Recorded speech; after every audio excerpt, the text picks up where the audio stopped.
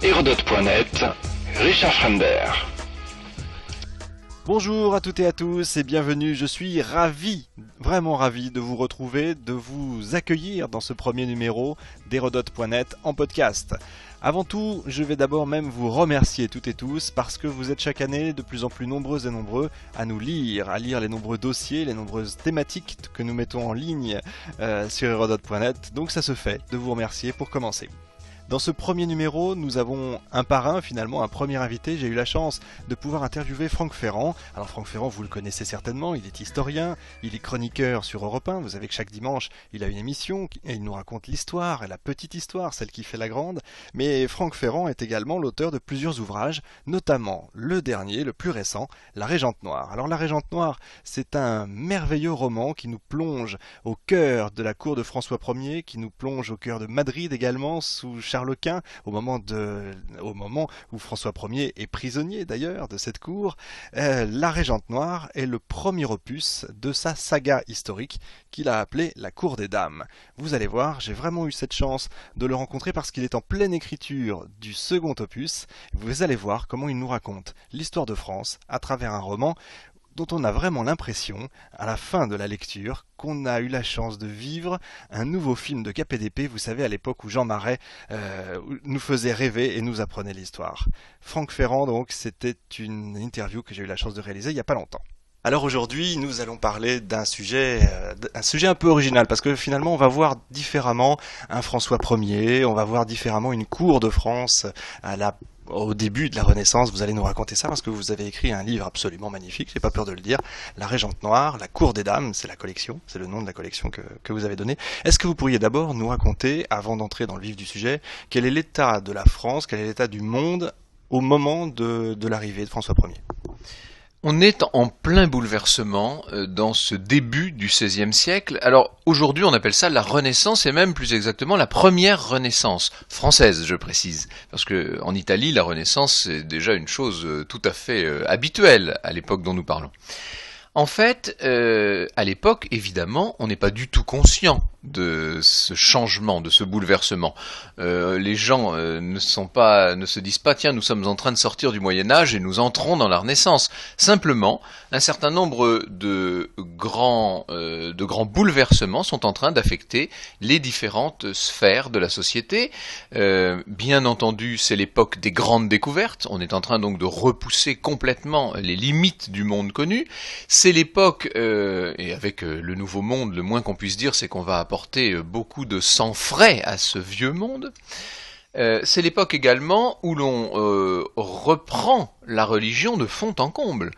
C'est la naissance de la Réforme avec Calvin et Luther, et les luthériens vont peu à peu, en France même, gagner du terrain et modifier la perception qu'on pouvait avoir des questions spirituelles. Là aussi, ça modifie complètement l'état d'esprit, ce qu'on pourrait appeler le mental des gens.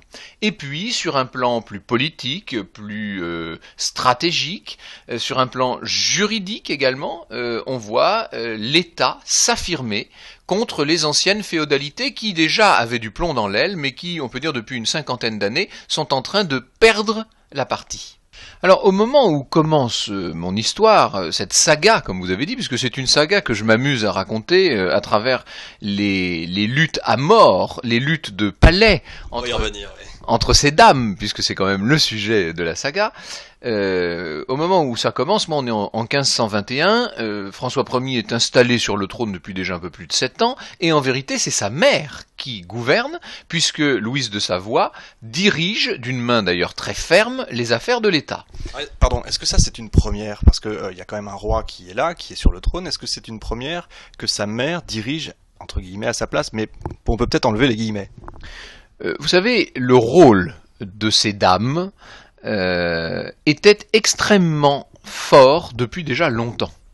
On a eu tendance,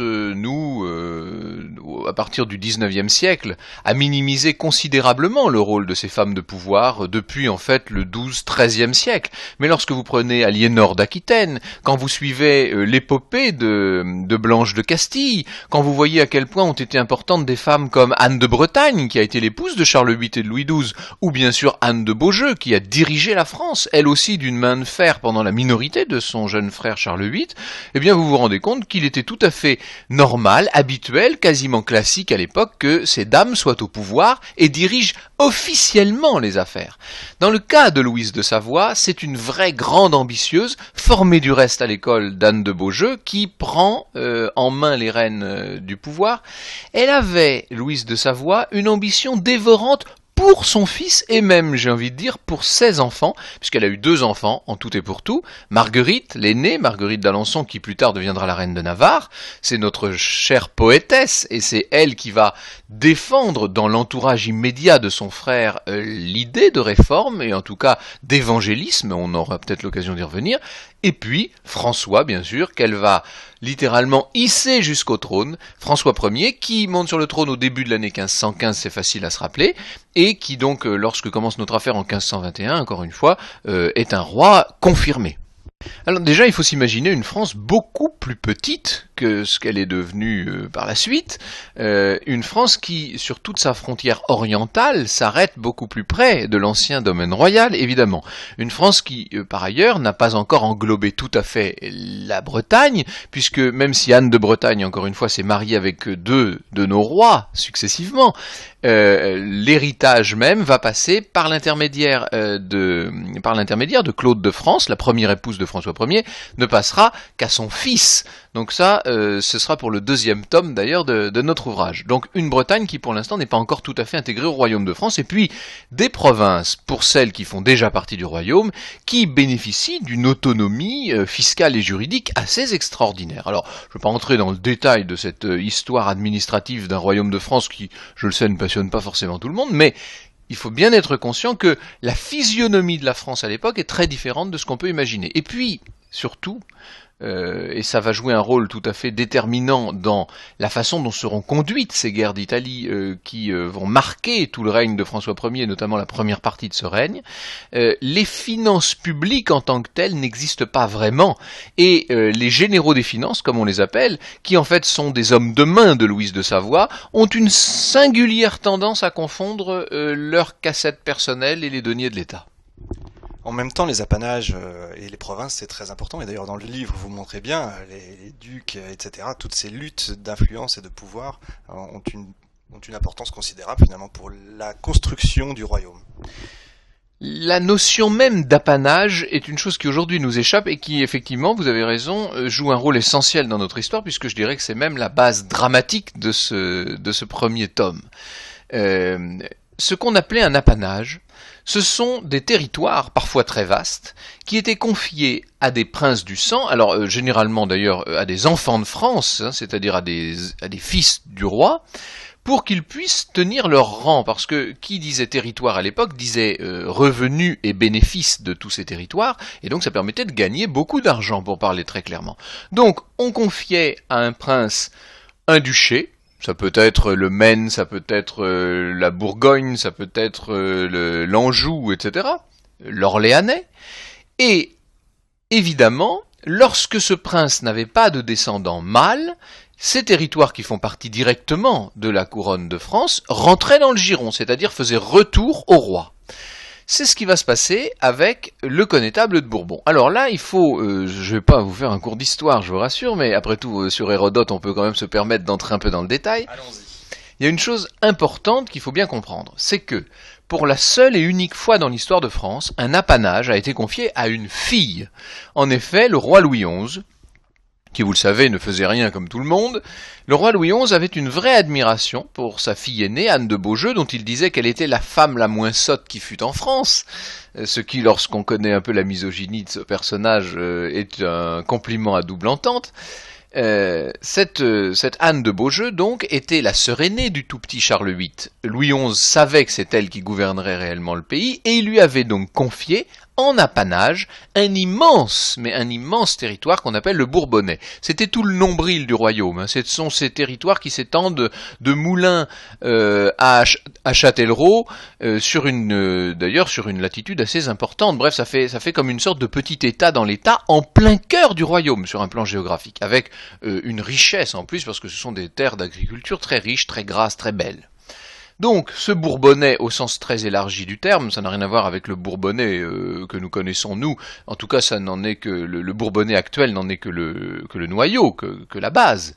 Ce Bourbonnais appartenait à Anne de Beaujeu, qui l'avait donc transmis à son mari, Pierre de Beaujeu, et tous deux avaient donc fait hériter de ce Bourbonnais leur fille unique survivante, Suzanne, qui a épousé un certain Charles de Montpensier, le fameux connétable de Bourbon, puisque juste avant de mourir, Louis XII l'avait fait connétable de France, et qu'en montant sur le trône, François Ier, conseillé par sa mère du reste, l'avait confirmé dans ce titre de connétable. Donc, pardon, je vous interromps 2 petites secondes. Un connétable, c'est quoi pour nos auditeurs? Tout simplement, le connétable, c'est le premier soldat de France. C'est ce qu'on appellerait nous, mais ça n'existe plus en France, mais c'est ce qu'on appellerait un généralissime. C'est le chef suprême de toutes les armées, avant le roi lui-même. Je me permets de le préciser, puisque nous avons, nous, aujourd'hui, un président de la République qui est chef des armées. À l'époque, le connétable est chef des armées au-delà même du roi. Donc c'est un personnage d'une très grande importance. C'était important de le souligner, parce que pour la suite du roman...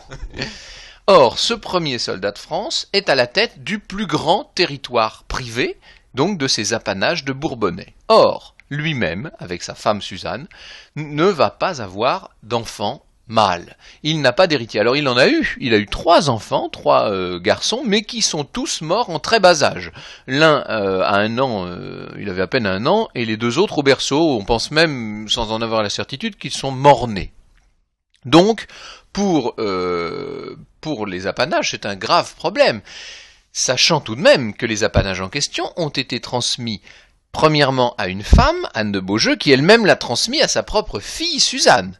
Donc, vous voyez qu'on est en train, avec cette affaire, de s'éloigner de la jurisprudence habituelle, en quelque sorte.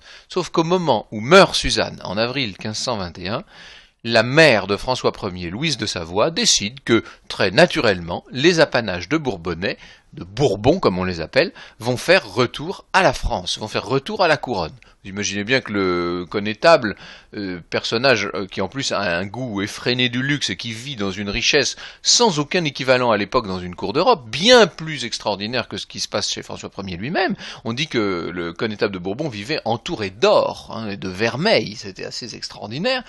Pensez bien que le connétable de Bourbon ne va pas se laisser déposséder si facilement. Alors, la mère de François Ier a une idée. Il se trouve, pense-t-on, et là, évidemment, on sort de la grande histoire pour entrer dans la petite, mais les deux sont très liés. Il se trouve que, apparemment, Louise de Savoie avait un faible, sentimentalement, si je puis dire, pour ce fameux connétable. Il se peut même qu'ils aient eu une liaison assez forte, qu'elle l'ait déniaisé, ce petit connétable, à l'époque où lui avait 16 ans et elle en avait déjà plus de 30. C'est difficile à affirmer, mais en tout cas, c'est une possibilité. Toujours est-il que l'idée invraisemblable de la régente, qui déjà donc est une femme d'âge tout à fait mûr, c'est d'épouser le connétable qui lui est encore, sinon un jeune homme, en tout cas un homme jeune. Évidemment, le connétable rejette cette offre, avec des termes très durs, puisqu'il dit qu'ayant eu la meilleure des femmes, il n'aurait certainement pas la pire, ce qui n'est pas une façon très agréable de répondre, et toujours est-il que c'est une déclaration de guerre, et c'est ce que je raconte dans ce livre, c'est une véritable déclaration de guerre. Louise de Savoie, qui n'est pas tendre, décide de prendre le connétable au mot et de le traduire devant le Parlement de Paris, ce qui est lancé une procédure judiciaire extrêmement dure et violente d'emblée. Elle conteste ses droits à la succession de Suzanne de Bourbon devant le Parlement de Paris, et bien entendu elle va gagner, comme par hasard, dites donc. Tous ces magistrats qui vivent à Paris sous la coupe réglée de la Cour de France, évidemment, n'ont pas tellement le choix. De même d'ailleurs, ils seraient plutôt favorables au connétable, mais on les somme de façon très sévère de rendre justice en faveur de la mère du roi, qui n'est pas reine-mère, elle est bien la mère du roi, puisqu'elle n'est même pas elle-même fille de France ni reine. et bien sûr, ça va être la fin du duché de Bourbon. Or, le connétable, étant ainsi dépossédé de son bien, va avoir tendance à se venger. Et lui qui était le premier soldat de France et qui normalement aurait dû servir le tout nouveau, tout moderne État français, va de façon très féodale finalement tourner blason et se jeter dans les bras, si je puis dire, du roi d'Espagne, qui est en même temps empereur, et du roi d'Angleterre, Henri VIII. L'abouchement du connétable Charles de Bourbon avec Charles Quint, c'est considéré encore aujourd'hui comme la plus grande trahison de l'histoire de France, et ça a des conséquences colossales évidemment. Imagine, alors, du coup on va revenir un peu sur Charles Quint. On peut évidemment pas passer à côté de ce personnage extraordinaire et de ce moment assez incroyable, c'est l'élection de l'empereur romain du Saint-Empire romain germanique.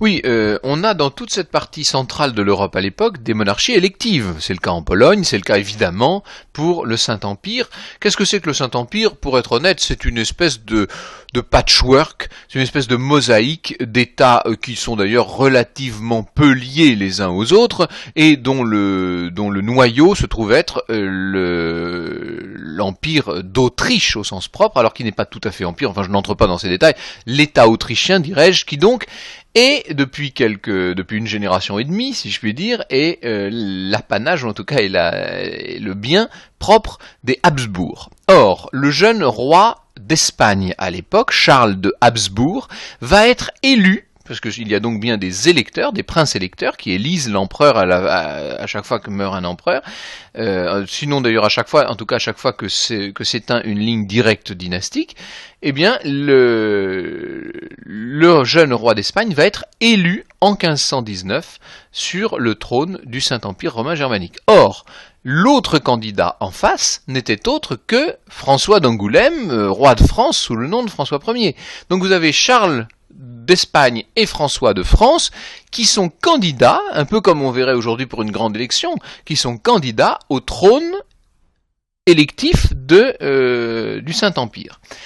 Alors on a longtemps pensé, pendant les 3/4 de l'élection, que François Ier allait gagner, ça paraissait même évident, et puis lors des fuguaires, vous savez ces banquiers d'Augsbourg, ayant littéralement acheté la plupart des électeurs, finalement c'est le Habsbourg qui monte sur le trône, et au grand dépit de François Ier, c'est Charles Quint qui devient empereur. Donc il est non seulement maintenant roi d'Espagne, avec les possessions colossales que ça suppose grâce aux nouvelles découvertes en Amérique, mais il est en même temps donc le maître de l'Autriche, de tous ces États allemands, mais aussi de toute la partie flamande de l'ancien duché d'Occident, de l'ancienne Bourgogne.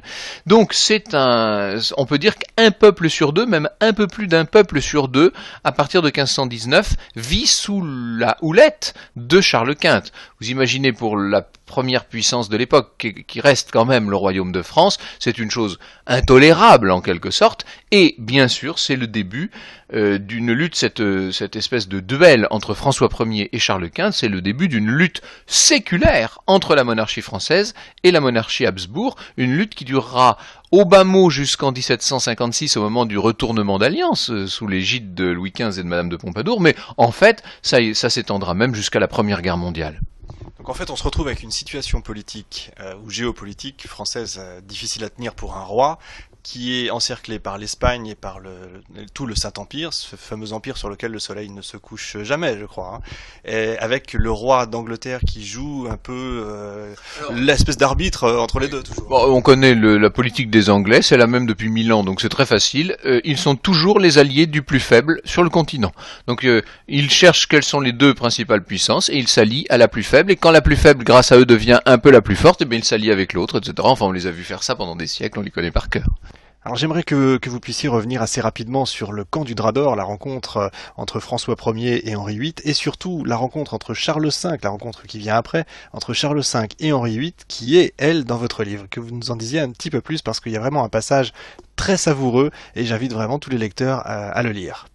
En fait, le camp du Drap d'Or, c'est la rencontre diplomatique de François Ier et d'Henri VIII, parce que François Ier, ayant vu l'empereur élu sur le trône du Saint-Empire, enfin ayant vu Charles Quint lui ravir le trône, se dit qu'après tout, le seul moyen de contrebalancer l'immense puissance Habsbourg qui est en train de naître, c'est de s'allier à l'Angleterre. Sauf que J'allais dire ce que ne sait pas François Ier, il le sait très probablement. Quand on dit François Ier, on devrait dire Louise de Savoie. Hein. Dans tout ça, François Ier, c'est un petit peu l'homme de la représentation. C'est lui qui, évidemment, c'est le roi, mais celle qui dirige tout ça en sous-main, c'est Louise de Savoie. En l'occurrence, avec un personnage très important, qui est le chancelier Duprat, qui va mener la diplomatie et la politique française à cette époque. Ce que François Ier ne sait pas ou feint de ne pas savoir, ce que Duprat doit bien deviner, c'est qu'en fait le roi d'Angleterre a une forte prédilection pour le roi d'Espagne et que l'alliance elle est déjà conclue entre Charles Quint et Henri VIII. Mais on fait comme si de rien n'était et l'on va quand même rencontrer le roi d'Angleterre. Sauf que vous savez, c'est cette antique querelle entre le roi de France et le roi d'Angleterre. N'oubliez pas que le roi d'Angleterre à l'époque, quand il est sacré à Westminster, est systématiquement sacré roi de France et d'Angleterre depuis Henri VI. Donc évidemment, il y a une sorte de guerre larvée entre ces deux royaumes. Et eh bien, ce qui devait être une gentille rencontre diplomatique tourne à une sorte de débauche. Alors, c'est drôle. Moi, je la raconte pas, là, parce qu'effectivement, mon action commence après, mais ça aurait mérité, parce que c'est très drôle. Toute une espèce de délire complet. Les deux royaumes vont se saigner aux quatre veines pour en mettre plein la vue à l'autre, mais c'est vraiment ça. Donc vous avez d'un côté un roi d'Angleterre qui fait construire une ville en bois, je sais pas si vous imaginez, avec un hôtel de ville, avec une cathédrale, avec enfin tout ça, et complètement, ça ferait un film d'ailleurs fascinant. On construit une ville entière en bois, aussi belle qu'une vraie ville, sauf que c'est un décor de théâtre. Alors bien sûr, quand les Français voient ça, ils sont un petit peu estomaqués, mais en face, le roi de France, lui, a fait broder toutes les tentes d'un camp absolument immense au fil d'or, s'il vous plaît. Donc vous imaginez la richesse à profusion d'un camp, on marche sur des tapis de soie, enfin tout ça est complètement, c'est une débauche de moyens, bien sûr on ne dîne et banquette que dans de la vaisselle de vermeil, enfin c'est extravagant, et donc on va appeler ça le camp du drap d'or.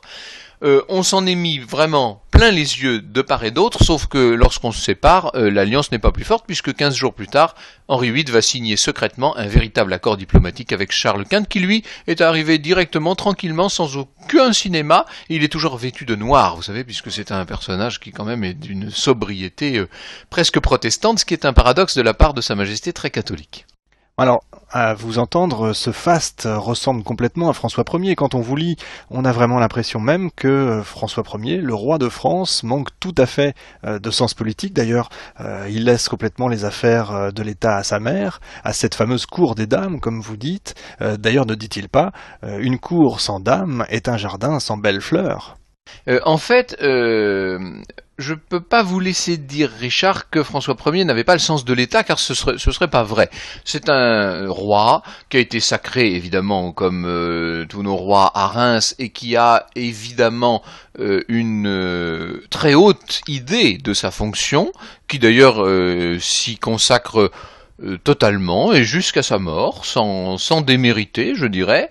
Il a un sens évident de l'État et il a un sens supérieur des intérêts français. Ça, c'est incontestable. Et je dirais même que chez lui, ça tourne parfois presque à une forme de gloriole, ce qui est toujours un peu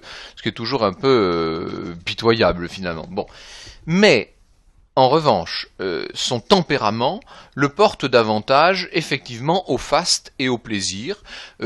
C'est un enfant archi gâté, François Ier, qui a été élevé comme un petit dieu. Sa mère l'appelait Mont César, hein, et tout est dit. Elle l'a donc, encore une fois, toujours porté à bout de bras. Il a été très tôt le chef de famille, puisque son père est mort alors qu'il était jeune, et qu'il a une sœur qui est littéralement amoureuse de lui. Je crois que le mot n'est pas trop fort. Donc, comme tous ces... Imaginez un gamin qui aurait tout, un peu comme... enfin, je ne citerai pas de nom, enfin, vous voyez des gens très gâtés dans la vie. Évidemment, tenir des conseils, réunir des commissions, mener des inspections, etc. C'est pas tellement ce qui l'amuse le mieux. Il préfère mener des chasses extraordinaires, parce qu'à l'époque, les chasses... Vous savez qu'on a plus de 100 valets-piqueurs dans une chasse de l'époque. Enfin, c'est des choses... Il y a un faste dans tout ça qu'on oublie. Il aime le bal, il aime le voyage, on voyage en permanence, on ne fait même que ça. Il aime tout, et il aime les femmes, puisqu'on peut dire que François Ier a une espèce de quasi-obsession pour le sexe dit faible, pour le beau sexe. Et donc, c'est vrai qu'il a tendance à confier les affaires de l'État à sa mère, qui elle a une passion pour ça, ça tombe bien. À partir du moment où sa mère sera morte, en septembre 1531, vous verrez François Ier prendre lui-même les rênes de l'État. Alors, est-ce que ce sera pour le bien de la monarchie française? C'est une autre histoire, on verra ça dans le 2e tome, c'est ce que je suis en train d'écrire en ce moment et je m'amuse pas mal d'ailleurs. Je pense pas que François Ier ait toujours été très doué dans sa gestion, mais en tout cas, on ne peut pas dire que ce soit quelqu'un qui n'a pas le sens de l'État, il l'a incontestablement. Alors après la défaite de Pavie, le roi François Ier est fait prisonnier, il écrit à sa mère « Tout est perdu, fort l'honneur ». On sent vraiment encore le côté roi chevalier dont on parle toujours. Alors, dans cette période, on dit toujours que c'est la Renaissance, mais finalement avec cet événement, on est encore dans le Moyen-Âge. Oui, alors on raconte toujours, mais ça c'est donc en 1515, hein, c'est à Marignan, on voit le fameux chevalier Bayard adouber le roi chevalier, puisque c'est comme ça qu'on appellera François Ier, c'est le dernier chevalier en quelque sorte, peut-être pas si dernier que ça d'ailleurs, puisqu'on verra encore son propre fils, Henri II, mourir dans un tournoi de chevalerie en 1559, hein, donc nettement plus tard. Bon, mais ce qu'il y a de terrible avec Pavie, c'est que c'est une inconséquence coupable. François Ier est à la tête d'un État d'une richesse absolument inouïe. Ce qui me fascine lorsque j'étudie l'histoire de France, à différentes époques d'ailleurs, depuis très longtemps, depuis Alésia et même avant, jusqu'à des époques très récentes, la Seconde Guerre mondiale par exemple, c'est de me rendre compte qu'en fait, ce pays s'en sort toujours, si l'on peut dire, parce qu'il est d'une infinie richesse. Quand je dis richesse, c'est de tous ordres, mais surtout de 2 ordres. Une richesse agricole, évidemment, puisqu'il y a beaucoup de produits de la terre, hein, qui sortent de cette terre bénie des dieux, comme on disait. Et puis aussi une richesse artisanale et industrieuse, puisqu'on a toujours eu cette espèce de tissu de fabricants de toutes sortes et de marchands, etc. Bon, donc, la couronne de France s'appuie sur un pays réel, si je puis dire, extrêmement riche. Or, ce qu'a très bien vu la mère de François Ier, Louise de Savoie, c'est qu'il faudrait profiter de l'avènement des nouvelles classes bourgeoises, en quelque sorte, pour asseoir la couronne sur un État moderne et pour construire cette France solide, territoriale, continentale, en quelque sorte. Or, ce n'est pas l'idée de son fils qui, lui, a une sorte de marotte. Je crois que là on peut parler quasiment de lubie, hein. C'est assez stupéfiant, c'est en tout cas une obsession chez lui qu'il aura jusqu'à son lit de mort, ce qui est assez stupéfiant. François Ier est fasciné par l'Italie. Pourquoi ? Parce que l'Italie de l'époque, c'est la vitalité, c'est la culture, c'est le raffinement, c'est les belles femmes pour le coup, c'est la poésie, c'est la peinture. Et or, c'est un roi artiste, François Ier, c'est un roi lettré, il faut pas l'oublier, il a reçu une éducation très remarquable. J'ai un peu, moi, minimisé cet aspect. On le voit pas bien dans votre... J'ai minimisé cet aspect pour des raisons romanesques, mais il faut pas oublier que c'est quand même c'est quasiment un intellectuel, François Ier. Donc, il lit le latin, le grec dans le texte, il parle l'hébreu, il parle d'art tout à fait de plein pied avec les plus grands artistes de l'époque et tout. Bon, moi j'ai un peu minimisé ça parce que c'était pas le sujet, si je puis dire, du livre, mais bon. Donc il a une fascination pour l'Italie. Or, il va réenfourcher, si je puis dire, les chevaux de bataille de Charles VIII et de Louis XII et mener à son tour une sorte de campagne italienne. Or, ça tombe bien ou mal, la première campagne qu'il mène dès le tout début de son règne contre les Helvètes, hein, en l'occurrence contre la Confédération, enfin, ce n'est pas tout à fait encore la Confédération, contre les Suisses, donc à Marignan, se trouve être une grande victoire. Donc, pour lui, définitivement, il est marqué du sceau de cette victoire et il va vouloir asseoir la présence française en Piémont, dans un premier temps, et puis, si possible, à Naples, etc. Or, le Milanais, cette fièvre milanaise, comme on disait, va se développer au détriment, bien sûr, du pays, puisque ça coûte très cher de mener une guerre lointaine comme celle-là, et qui en plus ne rapporte, entre nous soit dit, on voit toujours pas quoi, sinon sur un plan culturel, évidemment, mais bon. Louise de Savoie est totalement opposée à cette politique italienne de son fils. Et ce qui est assez étrange, c'est que dans la mesure où c'est elle qui dirige vraiment le royaume, elle va œuvrer à titre personnel contre cette politique. Et elle va tellement affaiblir nos armées en Italie, qui en plus sont dirigées par les frères de la favorite du roi qu'elle déteste, Madame de Chateaubriand, qu'elle va aller jusqu'à nous affaiblir et jusqu'à nous faire perdre finalement la bataille. Alors quelle bataille ? Eh bien il se trouve que François Ier, poursuivant le connétable Félon, le traître, Charles de Bourbon, parce qu'on a un peu perdu de vue de Bourbon, mais il y a toute l'histoire de sa trahison que je raconte dans le livre, et puis finalement François Ier va suivre Bourbon jusqu'en Italie, et le suivant en Italie, il va mettre le siège devant Pavie, et effectivement, dans des conditions un peu inconséquentes, il lance... Alors bon, il n'est pas entièrement responsable de ça, mais je ne vais pas entrer dans le détail stratégique de Pavie, c'est assez passionnant d'ailleurs, mais c'est un autre sujet. Toujours est-il que nous perdons la bataille, et pire que ça, le roi, vous l'avez dit, est fait prisonnier.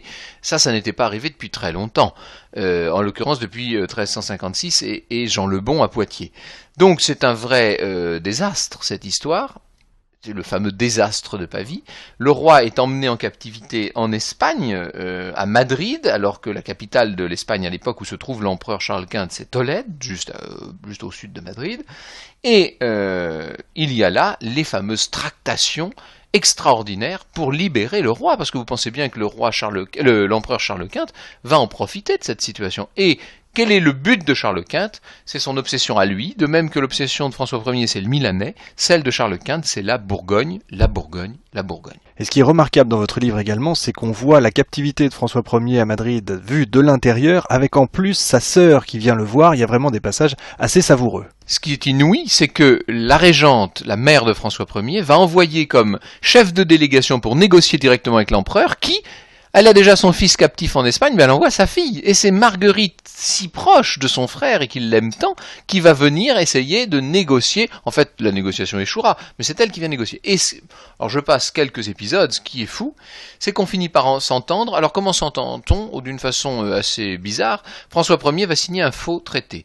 François Ier va signer le traité de Madrid en réunissant, avant même l'heure de la signature, tous les gentilshommes français disponibles à Madrid et en leur déclarant, comme on ferait devant notaire, que ce qu'il va signer est nul et non advenu, qu'il le fait sous la contrainte et qu'un roi de France n'est pas libre de signer un traité sous la contrainte.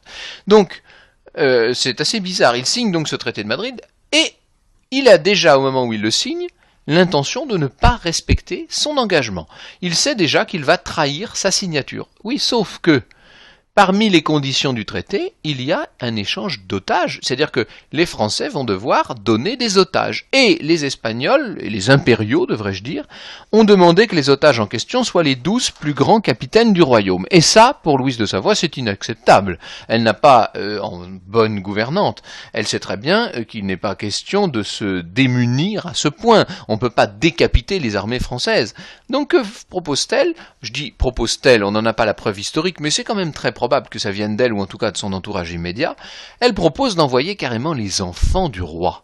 Alors François Ier a 3 fils, il a quelques filles aussi, mais il a 3 fils. Alors le plus jeune, Charles, est vraiment trop petit, donc lui on va le laisser tranquillement à Amboise, mais les 2 autres, les 2 aînés, François et Henri, vont être envoyés comme otages, comme prisonniers à la place de leur père en Espagne.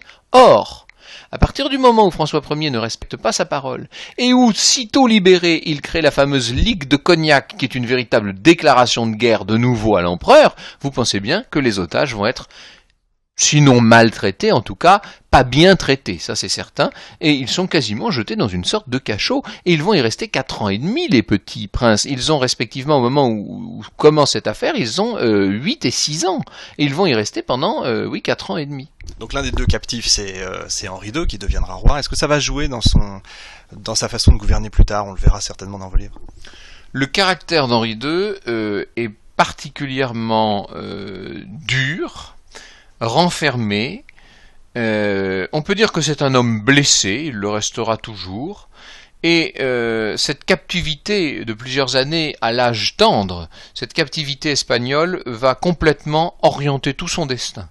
D'abord, donc dans son tempérament, dans la conception qu'il a des Espagnols, qui resteront quand même ses ennemis jusqu'à la fin de ses jours. Ça c'est assez étonnant, y compris la reine Éléonore, qui pourtant était bonne avec lui, mais qu'il n'aimait pas. qui était donc la deuxième épouse de son père, François Ier, et puis surtout, pendant cette captivité, les deux princes qui n'ont rien d'autre à faire, si je puis dire, lisent un roman en castillan à l'époque, puisqu'il ne faut pas oublier que quand ils seront libérés, ils ne parlent quasiment même plus le français, hein, c'est terrible, hein. Ils lisent un roman qui s'appelle Amadis de Gaulle, et dans ce roman, il y a une fée, une belle fée Urgande qui domine littéralement le royaume des hommes, et cette belle fée Urgande, dans l'esprit du petit prince Henri, c'est la belle Diane de Brézé, la grande sénéchale de Normandie, qu'on appelle nous Diane de Poitiers. Et ça jouera un rôle essentiel, puisque dès sa libération, il a même pas 13 ans, il est fou, amoureux, comme on dirait nous aujourd'hui, red dingue, de cette sénéchale qui a quand même 20 ans de plus que lui, et qui néanmoins va devenir, sinon tout à fait sa maîtresse, c'est discutable, en tout cas assurément sa favorite en titre. Diane de Poitiers, j'aimerais bien qu'on revienne quelques instants, parce que vous le dites dans votre livre, ce n'est pas le Poitiers qui vous est cher à côté du Futuroscope, mais c'est un autre Poitiers. Oui, alors ça c'est un détail historique, mais enfin la Diane de Poitiers donc s'appelait de naissance Saint-Vallier, Diane de Saint-Vallier, et les Saint-Vallier avaient parmi leurs seigneuries celle de Pétieux en Provence. Et cette seigneurie de Pétieux se disait en langue d'oïl Poitiers, donc, mais ça n'avait effectivement rien à voir avec le Poitiers, capitale de la Vienne et du Poitou. En l'occurrence, cette Diane de Poitiers va jouer un rôle déterminant dans toutes ces affaires. Et c'est elle qui, en plus, pour moi, fait le lien entre tous les épisodes de cette saga, puisque cette cour des dames, pour moi, c'est d'abord la cour de Diane, en quelque sorte, et on la voit de la première à la dernière page de la saga, on voit son ascension extraordinaire et puis on ira jusqu'à sa chute finale. Bon alors jusque-là on n'avait justement pas parlé de Diane de Poitiers qui est quand même le fil rouge de votre livre. J'aimerais bien que vous reveniez un peu sur elle, sur sa vie, parce que justement elle a une vie réellement incroyable, cette Diane de Poitiers. Diane est la fille préférée de loin de ce personnage étonnant, une sorte d'aventurier d'opérette, si je puis dire, qui s'appelle Jean de Saint-Vallier, qui est un personnage pour lequel j'ai une certaine tendresse, mais qui alors effectivement est un peu un écervelé, il faut dire, et qui surtout a des ambitions délirantes, mais des ambitions un peu chevaleresques et féodales. C'est un très bon militaire du reste, c'est un très bon soldat. Et ce Jean de Saint-Vallier est un ami, en tout cas est un proche, un allié, devrais-je dire, du connétable de Bourbon. Or, alors que sa fille est dame d'honneur de la reine Claude de France, alors que sa fille est à la cour et qu'elle est, vu son ambition, en train d'essayer de se préparer un avenir extraordinaire, donc elle fait bien attention à ne jamais commettre un impair, à se faire bien voir du roi, de la mère du roi, etc., eh bien son père ne trouve rien de mieux que de soutenir et de suivre le connétable de Bourbon dans sa fameuse trahison. Donc vous imaginez la situation pour Diane, qui apprend, alors même qu'elle est à la cour, qui apprend que son père fait partie des traîtres. Pour elle, c'est un coup terrible, et d'autant plus que celui qui a dénoncé la félonie, la traîtrise, sans du tout savoir que son beau-père s'y trouvait mêlé, c'est le mari de Diane, le grand sénéchal de Normandie. Vraiment, l'histoire telle qu'elle existe nous réserve des scénarios qui sont bien plus extraordinaires que tous les scénarios de fiction, finalement. Alors, au fil des pages, on tombe quand même un peu amoureux de ce personnage incroyable. D'ailleurs, tout le monde tombe amoureux de ce personnage. Est-ce que finalement, elle était aussi belle qu'on le dit, cette Diane de Poitiers ? Je peux constater, Richard, que vous êtes à peu près aussi pervers que je l'imaginais. Parce que pour tomber amoureux de Diane, il faut le faire, si je puis dire. Je trouve, moi, que c'est un personnage assez... alors, je vais mesurer mes propos, parce que je trouve que c'est un personnage assez difficile, disons. Elle était d'une grande beauté, ça c'est incontestable, et surtout, chose tout à fait inouïe, elle est restée très belle jusqu'à la fin. C'est une femme qui a 50 ans, à 60 ans, à une époque où c'était considéré comme un grand âge, 60 ans, était toujours identique à elle-même, elle n'avait toujours pas de rides, n'avait pas changé, avait toujours la même chevelure, le même teint, la même taille, c'est tout à fait extraordinaire. On a l'impression que le temps n'avait pas de prise sur elle, et ça a bien sûr contribué beaucoup, ça, à sa réputation et à sa légende, si je puis dire. Bon. En dehors de ça, c'est une femme d'une dureté de caractère, d'une sécheresse de cœur et d'une avidité surtout, mais absolument délirante. C'est un peu le JR de la saga, si je puis dire. Et alors, l'excuse que je peux vous trouver dans cet amour naissant, c'est que dans le premier tome, on ne s'en rend compte encore tout à fait, parce que moi je m'amuse pour l'instant à la rendre sinon sympathique, mais disons acceptable, pour que les gens soient d'autant plus surpris dans le deuxième et surtout dans le troisième tome, où on va voir jusqu'où elle peut aller dans la vilainie. Je peux vous assurer que ça va quand même très loin.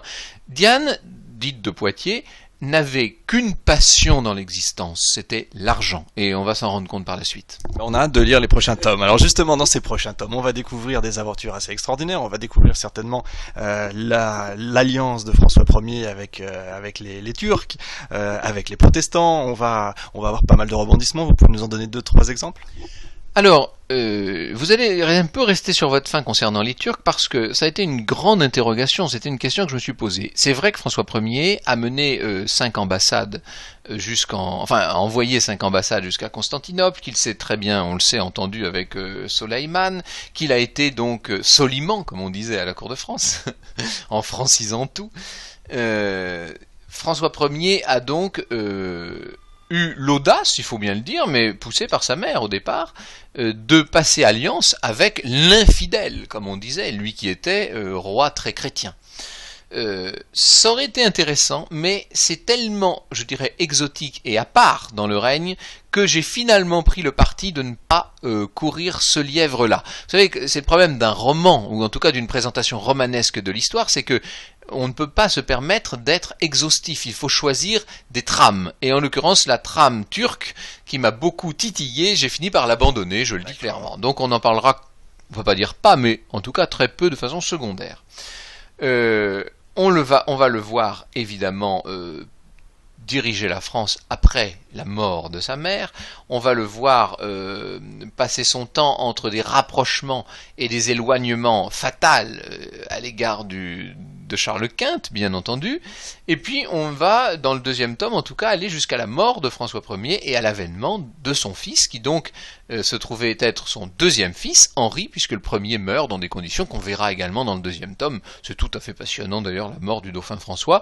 Finalement, c'est le dauphin Henri qui accédera au trône en 1547, et pour Diane de Poitiers, c'est le début de l'épanouissement total, puisque finalement son vieux rêve, cette perspective que lui avait dessinée un voyant, va se trouver réalisée en quelque sorte. Bon.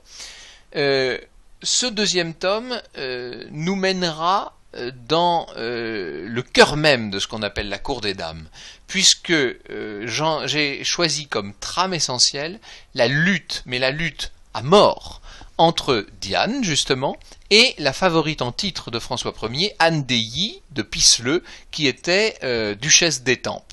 Et l'on peut dire que ces deux femmes, Diane de Poitiers d'un côté, qui dirigeait le dauphin et qui s'appuyait sur le futur connétable de Montmorency, et la duchesse d'Étampes de l'autre, qui s'appuyait sur Marguerite, la sœur de François Ier, et qui avait dans sa manche le grand amiral de France, Chabot de Brion. Cette lutte aura littéralement déchiré toute la deuxième partie du règne de François Ier. C'est cette lutte-là à laquelle nous assisterons, avec, en point d'orgue, le fameux combat, le duel, par champion interposé de ces deux femmes, parce que chacune avait son champion, et les deux se sont, aux yeux, devant toute la cour, se sont affrontés dans une clairière de la forêt de Saint-Germain. On est là à l'été 1547, c'est un moment incroyable, et les deux champions s'appellent La Châtaigneraie du côté de Diane de Poitiers et Jarnac du côté de la duchesse d'Étampes, et Jarnac possède une botte secrète qu'on appelle le coup de Jarnac, qui va, lui qui est tout petit, tout frêle, lui permettre d'abattre le géant La Châtaigneraie. Donc le prochain tome, si je puis dire, s'ouvre sur le règne personnel de François Ier et se clôt sur le duel du coup de Jarnac. Si j'osais, je vous demanderais quel est votre personnage préféré dans votre livre, dans votre saga. Il y en a 3, et qui vont successivement incarner, ou disons porter les 3 tomes. Le premier, c'est évidemment Louise de Savoie, qui est un personnage pour qui j'ai une sorte d'admiration, indignation mêlée. Vous savez, comme tous ces grands personnages de l'État. C'est comme Richelieu, par exemple. Vous ne pouvez pas vous empêcher d'admirer en même temps de vous dire, mais quel salaud. Même chose avec Talleyrand, par exemple. Elle est un peu elle est de cette trempe-là, Louise de Savoie.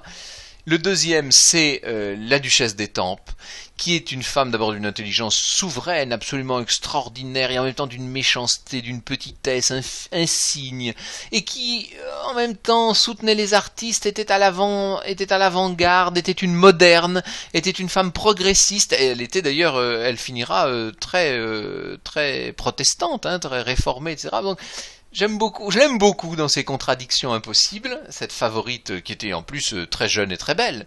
Et puis le troisième, qui apparaît évidemment dans le deuxième tome, puisque le prologue c'est son mariage avec Henri justement, mais qui n'explosera qu'après la mort qu'au moment de la mort d'Henri II, c'est Catherine de Médicis, Madame Catherine comme on l'appelait, qui sera donc l'héroïne, si je puis dire, du troisième tome. Et un des grands personnages de l'histoire française quand même. Et un des grands personnages de l'histoire française, et vous vous rendez compte qu'à partir de là, mon héroïne fil rouge, ma Diane de Poitiers, elle ne sert que de repoussoir et faire valoir à ces trois-là. Merci beaucoup Franck Ferrand et longue vie à votre saga. Nous on va se retrouver dans 15 jours avec un autre thème totalement différent qui sera pour en finir avec la repentance. Vous verrez, ça n'a rien à voir, mais quelque part c'est revisiter l'histoire, ou en tout cas la visiter différemment. Voilà, alors j'espère vous avoir donné envie d'en connaître un peu plus sur le sujet. Alors d'abord, nous vous engageons et je vous engage et je vous conseille vraiment de lire le très bon livre de Franck Ferrand, La Régente Noire. D'abord pour le remercier d'avoir essuyé les plâtres de ce premier podcast un peu artisanal, vous l'avez peut-être entendu, mais vraiment parce que grâce à son roman, parce que c'est vraiment d'un roman dont il s'agit, vous allez mieux comprendre, on peut mieux appréhender les personnages, on peut mieux entrer dans l'histoire, et c'est vraiment en ça qu'il est très intéressant. Ensuite, toujours pour en connaître un peu plus et davantage sur ce moment charnière quand même un peu, et tous les moments sont des moments charnières, me direz-vous, mais c'est un moment très important dans l'histoire de France. Pour en savoir plus, donc, 2 dossiers sur Hérodote.net, comment aurais-je pu l'oublier? Bien évidemment, notre André Larané national vous a concocté 2 dossiers que vous connaissez peut-être, en tout cas, redécouvrez-les ou découvrez-les, c'est Renaissance et Réforme, là vous rentrerez vraiment dans les détails importants, et également le thème François Ier promet et ne tient pas, un merveilleux article où là aussi vous apprendrez pas mal de choses sur un roi qu'on apprend finalement assez mal à l'école. Voilà, à dans 15 jours donc pour en finir avec la repentance avec l'historien Daniel Lefebvre. Merci à toutes et à tous, à très bientôt.